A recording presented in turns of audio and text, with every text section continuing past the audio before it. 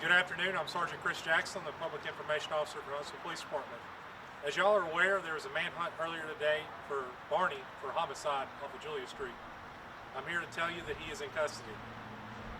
With that being said, I would like to thank the partnerships that we have with the U.S. Marshals, the Gulf Coast Regional Fugitive Task Force, Sheriff Turner and the Madison County Sheriff's Office, Alabama Police Department, Alabama A&M Police Department, and our own officers who were out in the heat conducting search for over 2 hours to give us evidence and information.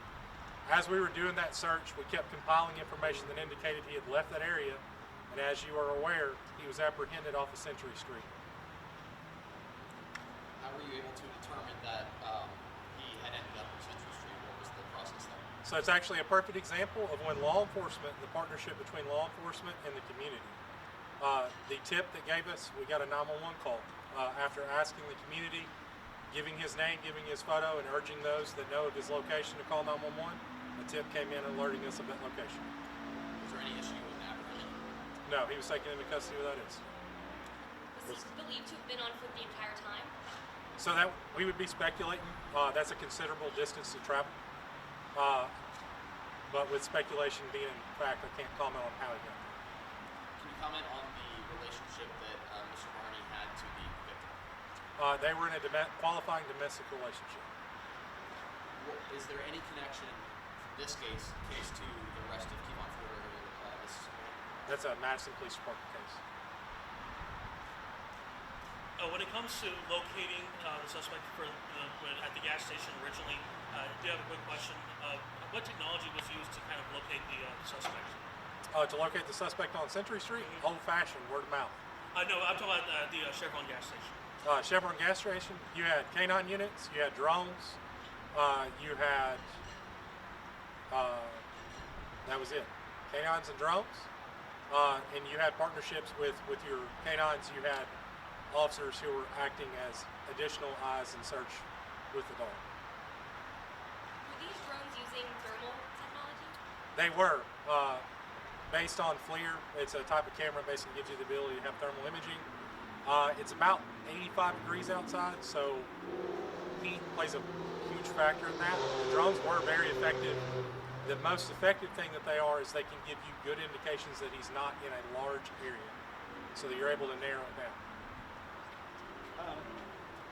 Early on, in the day of the murder, did you have any idea, as things progressed, you developed leads, did you know that day that you had somebody of interest in that case? We actively investigated as we were looking into the victim, Leah, who lost her life. We knew that there was some type of altercation that occurred within the home that resulted in her death. And then you have to begin to work backwards and expand on the relationship and see who would be there. Through the course of the investigation, that identified Ahmad as the person that's responsible for it.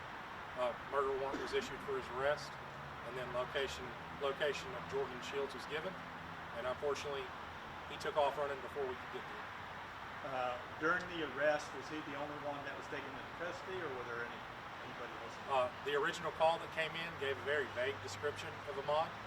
There happened to be another individual that was on scene that matched very closely to his description, so that person was briefly detained. Was Ahmad an A&M student? Not to my knowledge, but once again, you'll have to ask Alabama A&M. When you apprehended him, was he actually armed? He was not armed.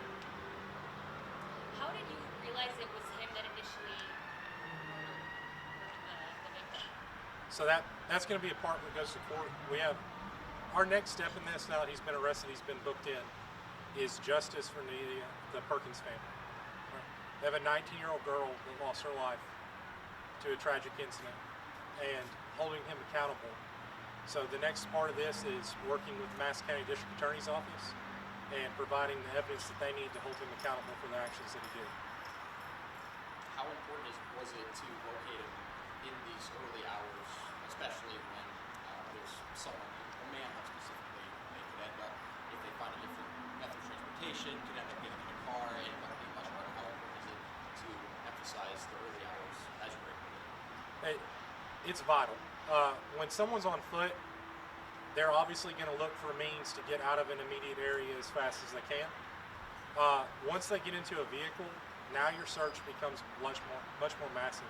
City of Huntsville is connected to a major interstate, and within a matter of minutes, you can be outside of jurisdiction of Huntsville. You're now Birmingham, but that's where our partnership with the U.S. Marshals Task Force comes in. And the U.S. Marshals, they're very good at what they do. Their whole job is to find fugitives. What's the relationship of the victim? The relationship, they're in a qualified domestic relationship. You mentioned Piedmont Ford cases, Madison PD. Are you able to comment on if he may have known the current suspect or the victim? That I would not know.